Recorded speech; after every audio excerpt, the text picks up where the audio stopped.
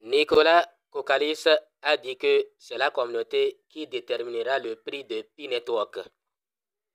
C'est ce que nous entendons par-ci, par-là, que c'est dans le livre blanc. Nous allons poser seulement une seule question.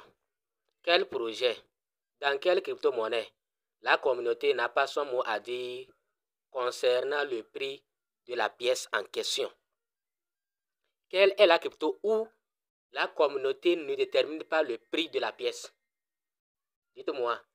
Nous avons déjà expliqué ce que c'est que le consensus. Consensus dans la blockchain n'a rien à voir avec votre consensus. Avec le consensus de Doreen qui a vu ses amis, ses collègues, ses amis, ils se sont entendus que c'est ça, que c'est ce que le consensus veut dire dans le livre blanc. Que c'est les pionniers qui vont se retrouver, ils vont fixer le prix. Et voilà, elle s'est retrouvée avec ses amis, ils ont fixé 314 159 $. Ils n'ont pas vu 3,14, hein. C'est 314 159 $. C'est bien, nous serons riches, nous sommes contents, nous sommes tous heureux que ça soit comme ça. Mais nous vous disons la réalité, la vérité, ce qui peut se passer.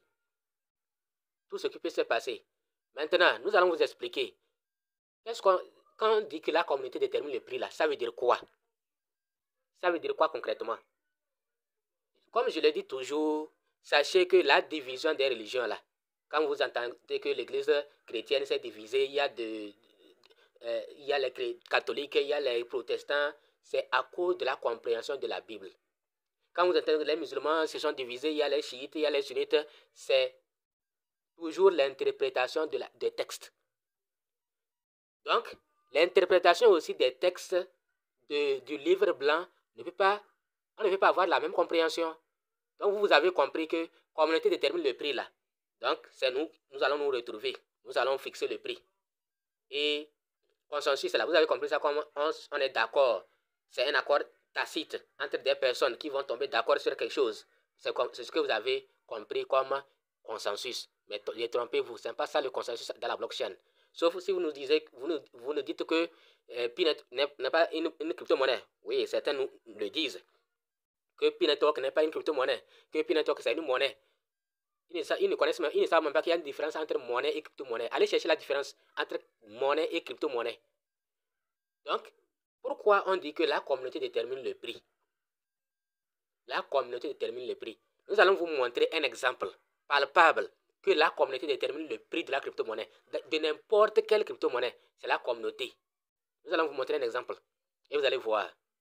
Salut à toi. Si c'est la première fois que tu passes par ici, n'oublie pas de t'abonner, active la cloche et partage la vidéo pour qu'elle puisse être utile, qu'elle puisse sensibiliser les autres. Donc, nous allons dans CoinMarketCap par exemple. Voilà, nous sommes dans CoinMarketCap et nous allons vous montrer une preuve que c'est la communauté qui détermine le prix d'une crypto-monnaie.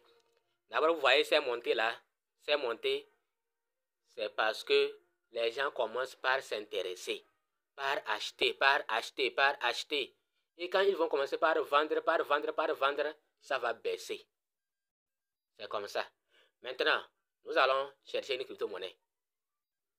Nous allons chercher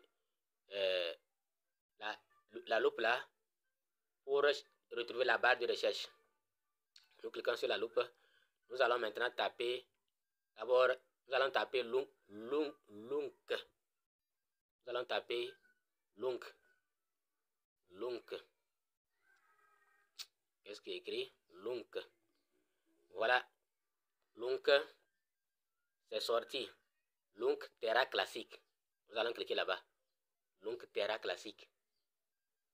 Nous allons cliquer. Et ça va charger. Nous allons voir. Vous avez vu le prix de Lunk Terra Classique? Vous avez vu le prix?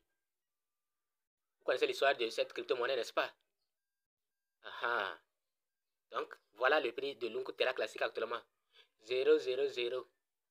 Ça veut dire quoi? Ça veut dire quoi? Ceux qui ne connaissent pas l'histoire, nous allons vous montrer ici. Le plus haut. Regardez. Cette pièce était à 119 000 $. 119 000 $.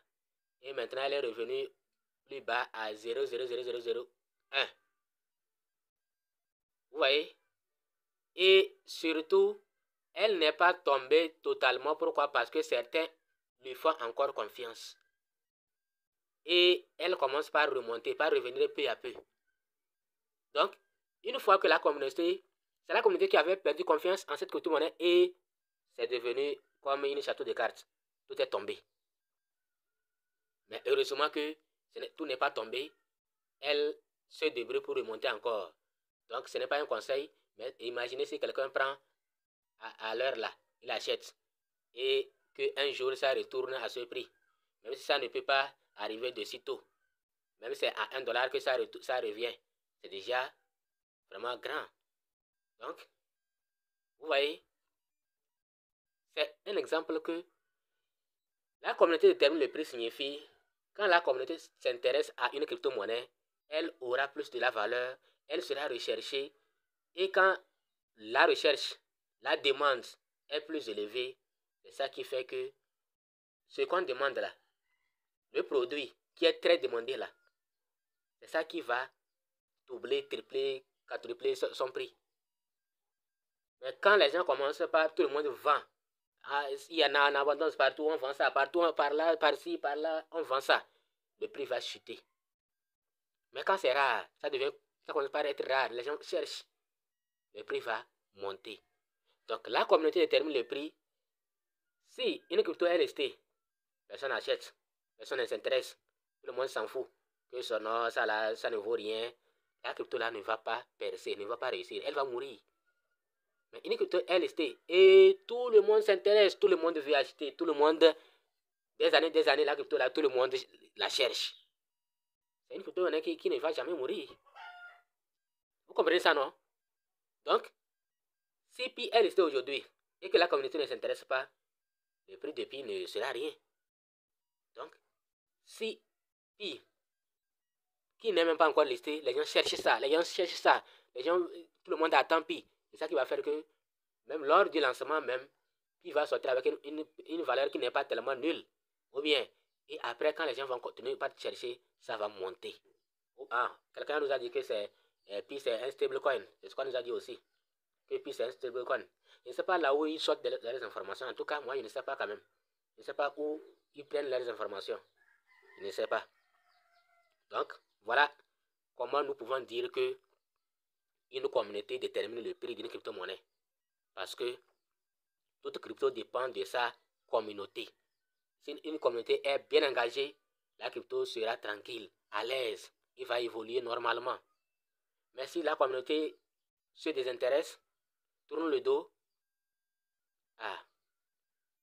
si toute crypto qu'on tourne le dos là ne va pas évoluer, elle va finir par mourir.